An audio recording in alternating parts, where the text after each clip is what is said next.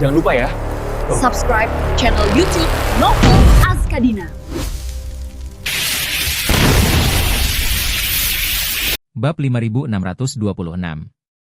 Charlie berpikir sejenak, dan berkata, "Saya tidak dapat mengingat terlalu banyak detail, tapi sekarang setelah saya memikirkannya, aku tidak memikirkan hal aneh apapun." Kemudian, Charlie berkata, "Saya selalu merasa bahwa orang tua saya pergi ke Auros Hill saat itu karena mereka berselisih dengan kakek saya dan seluruh keluarga Wade. Dan mereka tidak punya pilihan selain pergi ke Auros Hill untuk menetap. Jadi, dari apa yang selama ini saya ketahui, saya pikir kakek saya dan keluarga Wade lah yang mengusir orang tua saya dari rumah. Hal ini menyebabkan pembunuhan-pembunuhan berikutnya. Mereka adalah para pembunuh yang secara tidak langsung membunuh orang tua saya. Jadi untuk waktu yang lama, aku sangat membenci keluarga kakekku." Duncan berkata saat ini, Paman, Bibi, Margaret, dan Changing pasti sudah mempersiapkan Charlie sebelumnya dan menyiapkan cara baginya untuk mundur. Kalau tidak, Charlie tidak akan mengalami kecelakaan dengan mereka. Pada hari yang sama, dia dipindahkan dengan selamat oleh bawahan Changing. Dan Changing mengatur agar Charlie dikirim ke panti asuhan. Dan mengganti semua orang di panti asuhan dengan bawahannya sendiri terlebih dahulu. Bagi Charlie, ini cukup membuktikan bahwa dia sudah merencanakan segalanya. Setelah berbicara, Duncan berkata dengan serius, "Jadi, kembali ke pertanyaan yang kamu sebutkan tadi. Kurasa Margaret dan Changing membawa Charlie ke Auros Hill. Mereka tidak hanya memiliki pengaturan mereka sendiri, tetapi mereka juga memiliki rahasia mereka sendiri yang tidak diketahui." Nicholas bergumam, "Aku masih belum bisa memahaminya. Sekalipun dia sudah mengatur segalanya, apa tujuannya?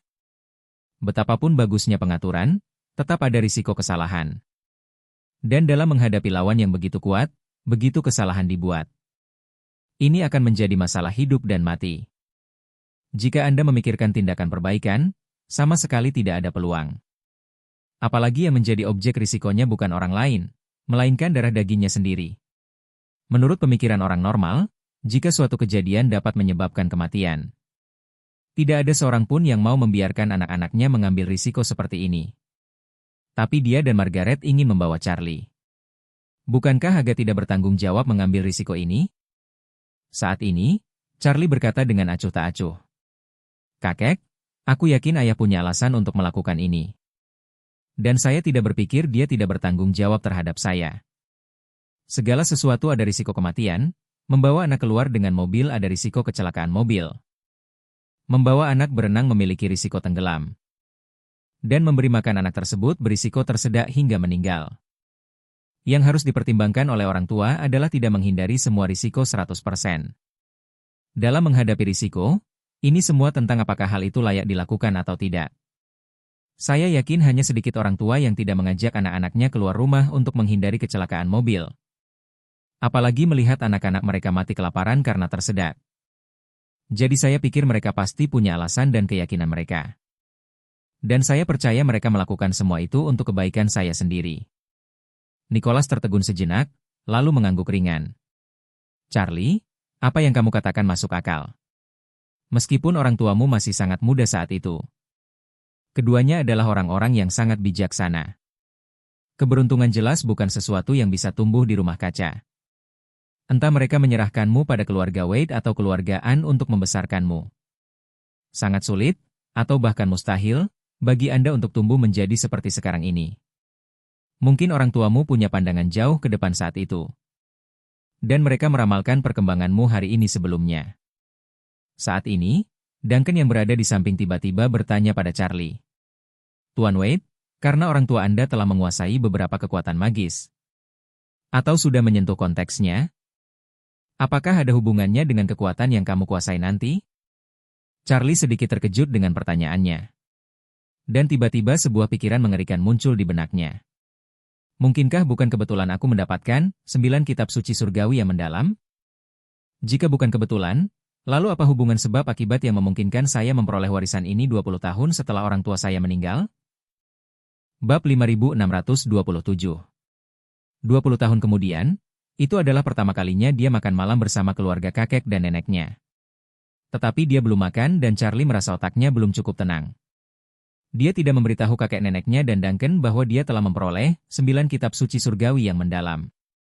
Sejauh ini, dia hanya menceritakannya pada Maria. Hal ini bukan hanya karena Maria juga menceritakan kepadanya bahwa dia telah hidup selama hampir 400 tahun. Yang lebih penting lagi, dia merasa jauh di dalam hatinya bahwa dia dan Maria sangat mirip. Sampai batas tertentu. Dan bahkan bisa dikatakan ada sedikit rasa simpati satu sama lain. Dan tidak berlebihan jika dikatakan bahwa mereka adalah orang kepercayaan. Saat ini, Charlie hanya ingin bertemu Maria secepatnya. Karena, secara tidak sadar, dia merasa bahwa dia hanya bisa menceritakan padanya tentang nasib naga yang naik. Kata pengantar untuk 9 kitab suci misterius dan 9 kitab suci surgawi yang mendalam. Bahkan jika Maria tidak mengetahui rahasianya, Charlie merasa bahwa dia adalah orang yang baik untuk diajak bicara. Dan dia bisa menceritakan padanya tentang keraguan dalam hatinya. Meskipun dia tidak pernah menunjukkannya, sejak dia berbagi rahasia terdalam hatinya dengan Maria di halaman lainnya. Dia merasakan perasaan rileks yang belum pernah terjadi sebelumnya di hatinya. Meskipun dia dan Maria hanya bertemu beberapa kali. Mereka sudah menganggap satu sama lain sebagai orang yang paling dapat dipercaya. Pada saat ini, lelaki tua Nicholas juga tampaknya melihat bahwa Charlie agak aneh.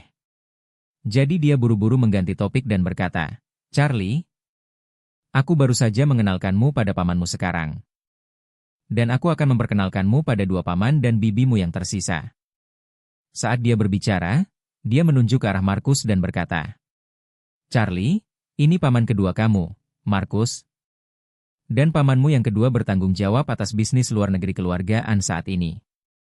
Charlie menatapnya sambil tersenyum dan berkata, "Paman kedua, senang bertemu denganmu." Markus melangkah maju dan memeluk Charlie, dan berkata, "Charlie, mulai sekarang, keluargamu akan menjadi rumahmu sendiri. Jika Anda membutuhkan keluargaan untuk menyumbang uang dan orang dengan cara apapun, tanyakan saja." Charlie mengangguk sedikit, lalu lelaki tua itu memperkenalkan Martel lagi. Mengatakan, "Charlie, ini pamanmu yang ketiga, Martel." Charlie menatap paman ketiga, dan berkata, "Halo, paman ketiga." Martel juga melangkah maju memeluk Charlie dengan lembut, dia tidak bisa menahan desahan. "Charlie, aku selalu berterima kasih padamu untuk New York. Jika bukan karena kamu, paman ketiga akan menjadi buta dan membunuh seluruh keluargaan." Charlie menepuk-nepuk bagian luar lengan atasnya, dia berkata dengan serius, "Paman ketiga, jangan khawatir. Kamu adalah korban terbesarnya." Mendengar ini, Martel tidak dapat menahan diri untuk tidak menghela napas panjang. Istrinya yang telah dinikahinya selama lebih dari 10 tahun selalu menjadi musuh pembunuh yang bersembunyi di sampingnya. Dan bahkan hampir membunuhnya, orang tuanya, saudara laki-lakinya, dan saudara perempuannya. Jadi orang yang paling terluka oleh insiden ini pasti Martel sendiri. Nicholas mendapati Martel tampak kesepian, jadi dia menghiburnya. "Martel, Charlie benar, kamu adalah korban terbesar dari insiden ini. Jadi jangan selalu menyalahkan dirimu sendiri dalam hatimu." Dia mengangguk ringan, lalu berkata dengan suara rendah, "Aku tahu ayah." Nicholas tidak berkata apa-apa lagi, dan malah memperkenalkan bibi Charlie. "Charlie, ini bibimu Tece. Terakhir kali kamu pergi ke Amerika bersama ibumu untuk mengunjungi kerabat. Dia masih seorang gadis setengah dewasa, dan dialah yang paling dicintai ibumu." Charlie berkata dengan sopan, "Halo, bibi." Mata Tece merah, dan dia maju memeluk Charlie sambil menangis. Dia berhenti, tersedak, dan berkata, "Bibimu sudah menantikan hari ini selama bertahun-tahun. Dan akhirnya Charlie kita kembali. Charlie kita sudah tumbuh dewasa dan memiliki kemampuan yang hebat. Orang tuamu akan sangat bangga." Tece adalah anak bungsu dalam keluargaan dan tentu saja yang paling disayangi. Kakaknya sendiri yang membesarkannya sejak dia masih kecil. Dia bisa dianggap sebagai ibu tiri. Dan tak perlu dikatakan lagi, ketiga kakak laki-lakinya sangat menyayanginya dalam segala hal. Meskipun pasangan tua itu sangat menghargai dan mencintai Margaret yang tertua di hati mereka. Margaret mandiri sejak awal dan memiliki kepribadian yang kuat. Sehingga orang tuanya menghormatinya sebagai orang dewasa dalam segala aspek dan bahkan mendengarkan pendapatnya. Dia menyarankan bahwa dengan cara ini, akan merepotkan untuk memanjakannya. Jadi pasangan tua itu memusatkan pengasuhan kedua putri mereka pada Tece. Namun, Tece tidak bangga dengan keistimewaan yang dimilikinya. Sebaliknya, Dia adalah putri kecil dan adik perempuan yang paling penyayang di keluarga ini. Dia sangat dipengaruhi oleh saudara perempuannya sejak dia masih kecil. Dan dialah yang paling dekat dengan kakaknya di hatinya. Meskipun saudara perempuannya telah meninggal 20 tahun yang lalu. Dan dia sudah lebih tua dari kakaknya saat dia masih hidup. Tetapi bila ia teringat Margaret, maka bayangan gadis kecil itu akan tetap muncul dalam hatinya. Begitulah ketika dia melihat Charlie sekarang. Dia tanpa sadar mengingat semua hal yang dimanja oleh saudara perempuannya saat itu. Dan hatinya tiba-tiba menjadi sangat sedih. Nicholas menatap Duncan lagi pada saat ini, dan berkata dengan marah. Charlie, aku tidak akan mengenalkanmu pada si brengsek Duncan itu. Dia tahu identitasmu saat ini lebih awal dari kami. Bab 5628. Seberapa banyak yang Duncan ketahui tentang Nicholas? Dia mengeluh karena dia belum mengakui identitas Charlie, jadi dia berkata tanpa daya. Paman, Tuan Wade adalah penyelamatku. Tanpanya, aku mungkin sudah terkubur di dalam tanah atau masih beku di dalam tangki nitrogen cair. Tuan Wade dengan jelas meminta saya untuk tidak mengungkapkan identitasnya. Kau tahu aku tidak bisa bolak-balik dengan juru selamatku, kan? Nicholas menatapnya kosong, dan berkata, aku tidak benar-benar menyalahkanmu. Wah, aku tahu kamu melakukan hal yang benar. Tapi aku hanya sedikit tidak bahagia. Kau tetap tidak mengizinkanku untuk tidak bahagia? Ya, Duncan mengangguk lagi, dan berkata, Paman, sebenarnya aku tidak mengatakan apa-apa. Apa maksudku? Ketika aku bilang ada kemungkinan besar menemukan Charlie di Aurous Hill. Dan aku juga menganalisis panti asuhan untukmu, ketika kecurigaannya sangat tinggi. Ya, kata Nicholas dengan marah, kamu menganalisisnya, tapi kamu menganalisisnya terlambat. Jika kau mengatakannya setengah jam kemudian, Charlie sendiri yang akan masuk. Duncan tersenyum malu, menggaruk kepalanya, dan berkata, oh, aku tidak menyangka ini. Nicholas melambaikan tangannya, baiklah, aku tidak akan membicarakannya denganmu lagi. Kau tahu pamanmu tidak menyalahkanmu. Setelah selesai berbicara, dia berdeham segera sebelum Duncan bisa berbicara, dan berkata dengan keras. Karena Charlie sudah kembali, dan semua orang di keluarga ada di sini hari ini. Saya akan mengumumkan keputusan di depan semua orang. Mendengar ini, semua orang menatap lelaki tua itu, menunggu kata-katanya selanjutnya. Nicholas berkata, mulai hari ini, 60% aset keluargaan di berbagai bidang akan dilepaskan dan diberikan kepada Charlie.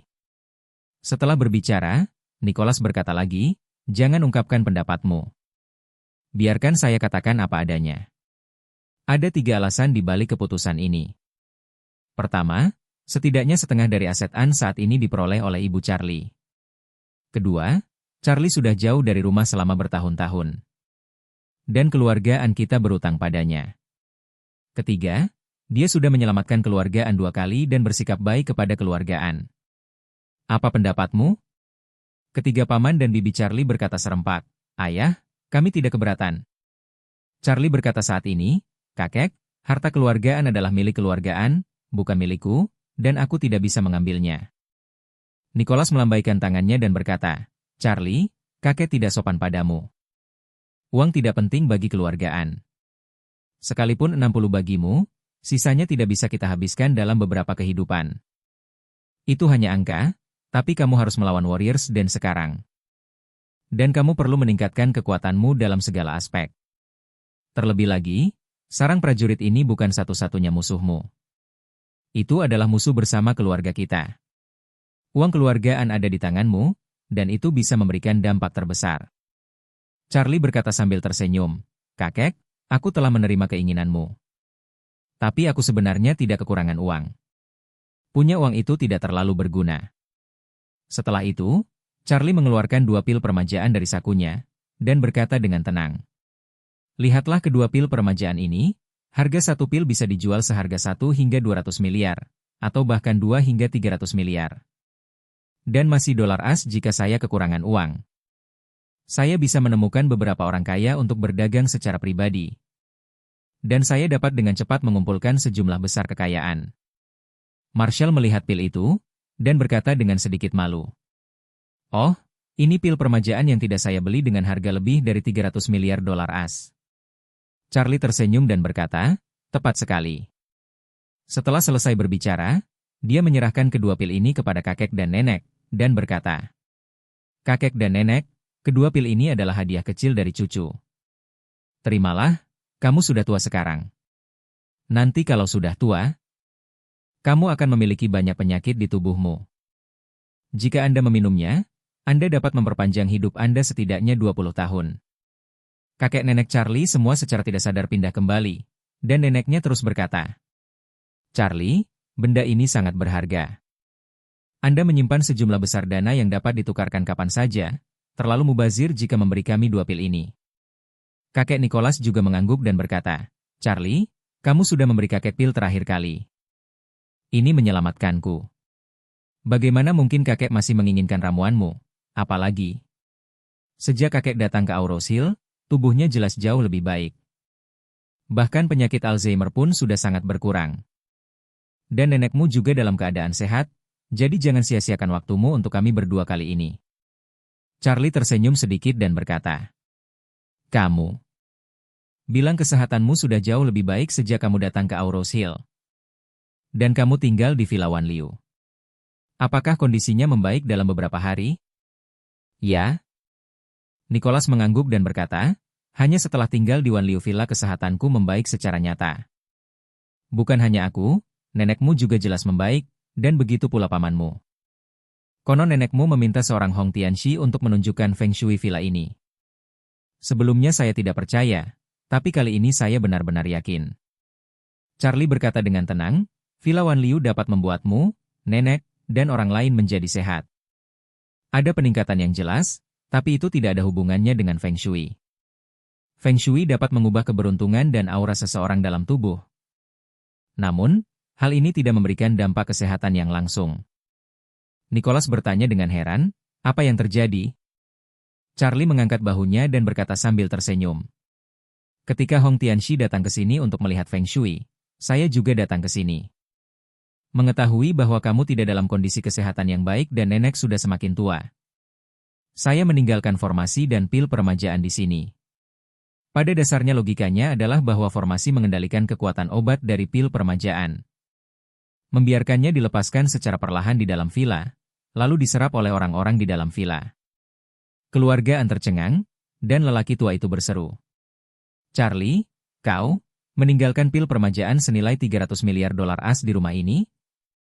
Bab 5629. Menghadapi pertanyaan orang tua itu, Charlie tidak menyembunyikannya, dan berkata dengan murah hati, "Saya tahu tubuh Anda belum pulih sepenuhnya, terutama kondisi penyakit Alzheimer yang tidak optimis. Jadi sebelum kamu dan nenek datang, aku mengunjungi villa terlebih dahulu. Setelah mengatur formasi dan pil peremajaan, formasi ini diatur untuk melepaskan efek obat dari pil peremajaan secara perlahan, agar semua orang yang tinggal di dalamnya dapat meningkatkan kesehatannya. Dan semakin buruk kesehatannya, semakin baik pula kondisinya." Keluarga An sangat terkejut hingga mereka tidak bisa berbicara. Lelaki tua itu membuka mulutnya untuk mengatakan sesuatu. Tetapi pita suaranya tampak setengah kaku, dan dia tidak dapat mengeluarkan suara untuk waktu yang lama. Meski lelaki tua itu tidak berbicara, air mata sudah mengalir di wajahnya. Wanita tua di sampingnya juga menitikkan air mata saat ini. Pada awalnya, harga selangit sebesar 300 miliar dolar AS untuk pil peremajaan ditawarkan oleh keluarga An. Namun bahkan jika Marshall bersedia membayar 300 miliar dolar AS, dia tidak dapat membelinya dan malah diusir oleh Charlie. Namun, siapa sangka Charlie akan menempatkan pil peremajaan senilai 300 miliar dolar AS di villa terlebih dahulu demi kesehatan pasangan tua itu? Tidak hanya itu, sekarang Charlie mengeluarkan 2 pil peremajaan. 3 pil peremajaan itu apa? Kalau memang dijual ke orang kaya raya, mereka pasti akan membawa sejumlah besar uang. Namun, Charlie langsung memberikan 3 pil peremajaan itu kepada keluarga An. Tindakan ini membuat seluruh keluarga An tak bisa berkata-kata lagi. Setelah sekian lama, lelaki tua itu bergumam, "Charlie, kamu telah kehilangan orang tuamu sejak kamu masih muda dan tinggal sendirian di Auros Hill. Kakek dan nenek tidak melakukan apapun untukmu selama 20 tahun. Tapi Anda telah melakukan begitu banyak hal untuk kami, dan bagaimana kami bisa membalas kebaikan ini?" Charlie berkata dengan serius, "Kakek, meskipun aku menyalahkanmu dan keluarga kakekku di hatiku, pada akhirnya, kalian semua adalah saudaraku. boleh saja ada keluhan, tapi jangan sampai ada kebencian. Aku punya kemampuan untuk menyelamatkanmu dan keluargaan, jadi tidak mungkin untuk hanya berdiam diri saja. Jika tidak, roh orang tuaku di surga tidak akan bisa memaafkanku.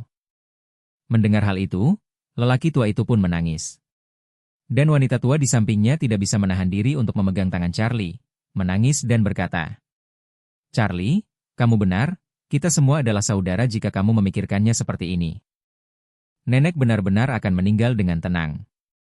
Charlie berkata sambil tersenyum, "Nenek, kamu terlalu serius." Setelah selesai berbicara, dia menyerahkan 2 pil permajaan kepada para tetua lagi, dan berkata dengan serius, "Kakek dan nenek, aku hanya ingin memberitahu kalian berdua bahwa pil permajaan itu berharga. Tapi itu tidak berbahaya bagi kesehatan Anda.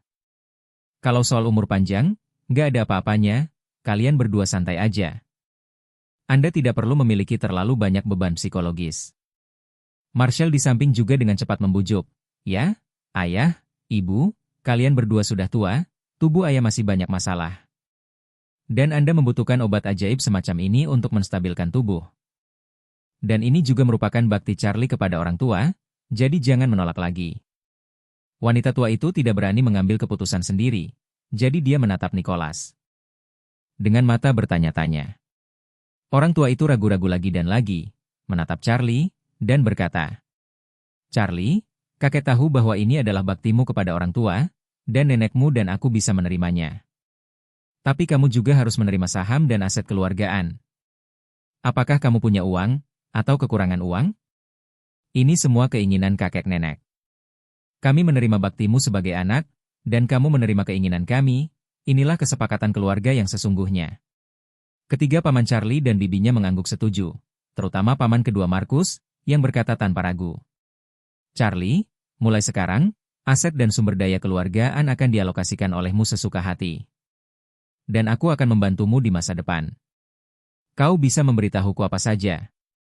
Marshall juga tersenyum dan berkata, "Ya, Charlie, kamu akan membuat keputusan untuk keluargaan di masa depan, dan itu harus lebih aman daripada kita.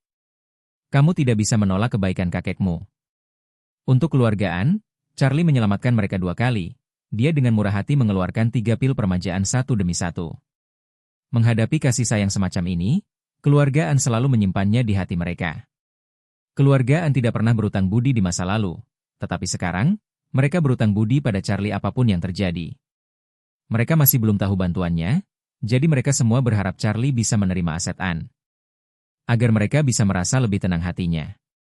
Charlie berkata saat ini, "Kakek, aku bisa berjanji padamu untuk menerima properti keluargaan, tapi tidak sekarang. Lagi pula, di mata Warriors Den, mereka masih belum tahu keberadaanku. Berikan saja pada namaku, aku takut identitasku akan terbongkar di hari yang sama. Jadi, kamu harus membantuku memegang aset-aset ini terlebih dahulu, dan kamu akan memberikannya kepadaku setelah aku menyelesaikan penyelesaiannya." Nicholas mendengar kata-kata itu dan mengangguk pelan. Dia juga tahu bahwa janji lisan tidak ada artinya untuk hal-hal seperti aset. Jika Anda ingin memberi uang, Anda harus memberikannya ke rekening pihak lain. Jika Anda memberikan saham atau real estate, Anda harus mengubahnya atas nama pihak lain. Namun, identitas Charlie sebenarnya tidak cocok untuk diungkapkan sekarang. Dan keluargaan tentu saja tidak memiliki cara untuk mentransfer aset atas namanya sekarang. Jadi tidak masalah apakah Charlie benar-benar setuju atau salah setuju. Bagian aset yang akan diberikan keluargaan kepadanya hanyalah aset yang masih dapat dipegang oleh keluargaan. Oleh karena itu, lelaki tua itu berkata kepada Charlie, "Charlie, sebaiknya kamu simpan dulu 2 pil permajaan ini. Dan setelah kamu memecahkan Warriors Den dan keluargaan memenuhi janjimu, tidak akan terlambat bagimu untuk membawanya ke kakek." Charlie menggelengkan kepalanya dan berkata, "Kakek, kau baru saja mengatakan bahwa pil permajaan adalah baktiku kepada orang tua, dan aset adalah hatimu. Tidak ada perbandingan antara keduanya. Kesalehan anakku tidak dapat ditukar dengan hatimu.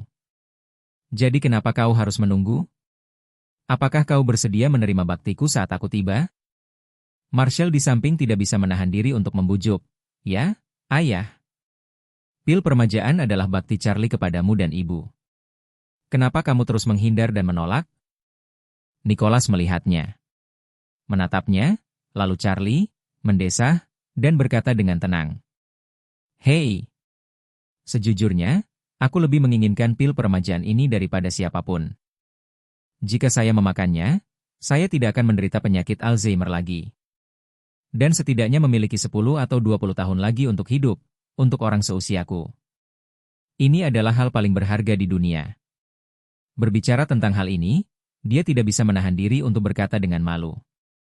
Namun, ketika saya memikirkan Changing dan Margaret yang terbunuh, saya gagal melindungi mereka, dan saya tidak bisa membantu mereka membalas dendam. Ketika saya memikirkan betapa besar penderitaan Charlie selama 20 tahun terakhir, saya merasa sangat sedih. Saya malu, saya minta maaf untuk putri dan menantu saya minta maaf untuk cucu saya. Tapi pada akhirnya, cucu sayalah yang menyelamatkan hidup saya berulang kali. Yang membuatku semakin malu. Jika saya minum pil peremajaan ini, saya akan hidup kembali, tetapi wajah saya akan hilang. Perkataan Nicholas datang dari lubuk hatinya. Ingin tapi tak punya wajah untuk menginginkan, inilah perjalanan mentalnya saat ini. Bab 5630. Charlie mungkin menebak di mana letak simpul jantung kakek, jadi dia berkata, "Kakek, jangan terlalu banyak beban psikologis. Sebelum malam ini, aku banyak mengeluh kepadamu karena aku selalu merasa bahwa ketika orang tuaku meninggalkan Amerika Serikat dan kembali ke Tiongkok, yang ada hubungannya dengan sikap acuh tak acuhmu di awal. Tapi hari ini aku tahu bahwa orang tuaku memilih untuk kembali ke Tiongkok, bukan karena sikapmu, tapi karena mereka ingin kembali ke Tiongkok untuk menjelajahi misteri. Keluhan-keluhan itu tidak cukup untuk menimbulkan kebencian, dan saya menemukan semua ini malam ini. Maka keluhan-keluhan di hatiku hilang sepenuhnya." Setelah selesai berbicara, Charlie berkata lagi, "Dan aku tidak hanya melepaskanmu, tapi aku juga melepaskan dendamku pada kakekku sejak lama. Meskipun benar bahwa dia memaksa orang tuaku keluar dari keluarga Wade. Tapi sekarang tampaknya ayahku memilih semua ini, meskipun dia mendukungnya saat itu. Jika dia ingin ayahku tetap tinggal di rumah Wade, ayahku pasti sudah pergi kalau dipikir-pikir." Berbicara tentang ini, Charlie menghela nafas pelan dan berkata sambil tersenyum, "Hari ini adalah hari yang baik. Aku tidak hanya mengenal kalian berdua, bibi dan paman. Tapi aku juga tahu beberapa kejadian masa lalu tentang orang tuaku yang sebelumnya tidak ku ketahui. Dan itu juga memecahkan masalah di hati saya selama 20 tahun terakhir, itu benar-benar memuaskan." Mendengar ini, Nicholas menangis. Alasan utama mengapa dia tidak mau menerima pil peremajaan adalah karena dia merasa tidak layak menerima pil ini. Padahal dia adalah anak bakti cucunya. Ia masih merasa bahwa kakeknya tidak punya kualifikasi dan tidak layak mendapat bakti seperti cucunya. Ketika dia mendengar bahwa Charlie tidak lagi menyalahkannya, batu besar di hatinya akhirnya terlepas. Charlie menatap Nicholas saat ini, dan berkata, "Kakek, aku ingin sekali minum bersamamu di hari yang membahagiakan ini. Berbahagialah dulu, makan pil ini, lalu minum nanti. Ayo bersenang-senang dan minum beberapa gelas lagi." Melihat Charlie sudah berbicara sampai titik ini, Nicholas melepaskan beban di hatinya, mengangguk berat dan berkata, "Oke. Kalau begitu, Charlie, kamu bisa minum-minum sepuasnya dengan kakek nanti. Biar aku yang siapkan beberapa gelas." Nenek di samping juga berkata dengan gembira, "Charlie, Nenek meminta Tuan Hong untuk menyiapkan bahan-bahan dan membuatkanmu kotak terong kesukaanmu saat kamu masih kecil. Aku tidak tahu apakah kamu masih ingat rasa kotak terong buatan Nenek." Charlie mengangguk dan tersenyum, "Tentu saja aku ingat, kotak terongnya renyah di luar dan empuk di dalam. Harum dan renyah, isiannya akan membakar mulut Anda jika Anda menggigitnya. Dan rasanya paling enak saat Anda menyedotnya." Nenek sangat gembira dan melangkah maju sambil memegang lengan Charlie. Dia berkata dengan sangat gembira, "Ayo, kita ke ruang makan. Makanannya sudah siap." Charlie tidak bergerak, dan berkata dengan serius, "Kakek dan nenek akan minum pil peremajaan dulu, dan kita bisa pergi makan malam sebelum terlambat." Nicholas mengangguk dan berkata kepada istrinya, "Karena ini adalah bakti dari cucuku. Kami akan menerimanya, tidak peduli seberapa seriusnya. Aku berutang banyak pada Charlie, dan aku punya kesempatan untuk membayarnya hanya jika aku hidup lebih lama." Charlie mendengar ini, dia tersenyum dan tidak berbicara. Dia tahu bahwa lelaki tua itu butuh alasan untuk meyakinkan dirinya sendiri, dan mengenai hadiah, dia tidak membutuhkannya sama sekali. Melihat hal itu, wanita tua itu tidak lagi menolak, mengangguk dan mendesah. "Itu adalah bakti cucuku kepada orang tuanya, jadi tentu saja aku tidak bisa mengabaikannya. Charlie memukul besi itu selagi besi itu panas, dan menyerahkan pil itu kepada mereka berdua. Pada saat yang sama, dia tidak dapat menahan perasaan dalam hatinya bahwa memberikan obat kepada orang tua itu benar-benar merepotkan dan melelahkan, dan tidak selalu semudah itu. Tidak seperti orang kasar seperti Orvel, yang memberinya obatnya sendiri. Dia hanya berlutut di tanah, menaruh tangannya di atas kepalanya.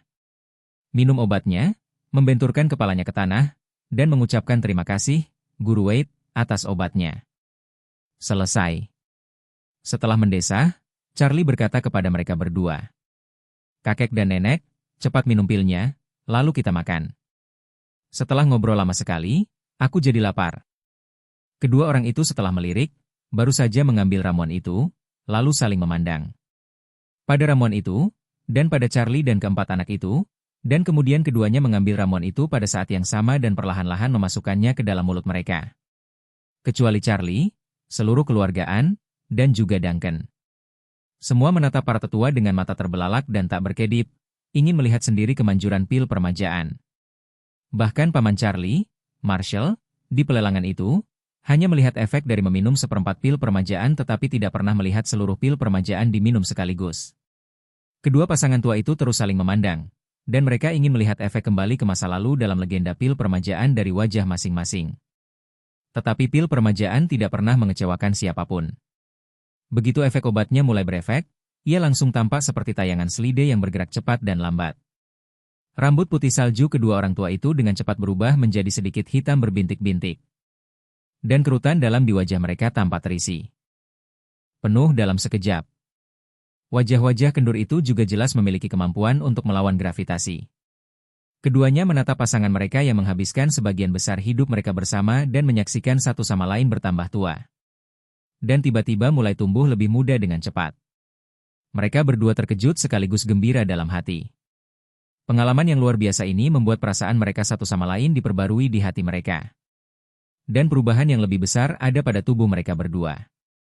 Otak lelaki tua itu, yang hancur akibat penyakit Alzheimer, mulai menjadi lebih jernih. Dia awalnya adalah orang yang sangat cerdas dan berpikir cepat. Namun menderita penyakit Alzheimer bagaikan mesin mobil sport legendaris yang memiliki masalah yang tidak dapat diperbaiki. Kecepatannya makin melambat dan tenaganya makin melemah. Namun, sekarang dia dapat dengan jelas merasakan bahwa perasaan operasi otak berkecepatan tinggi telah kembali lagi. Dan kenangan yang sebelumnya tidak dapat ditangkap kini membanjiri kembali dalam sekejap. Namun ia tidak merasa terbebani, melainkan merasa bahwa segala sesuatu yang runtuh sebelumnya dengan cepat dibangun kembali dalam otak. Adapun wanita tua itu, ia merasa kondisi fisiknya sudah jauh lebih baik, sehingga ia bisa merasakan kembali sensasi yang ia rasakan 20 tahun lalu.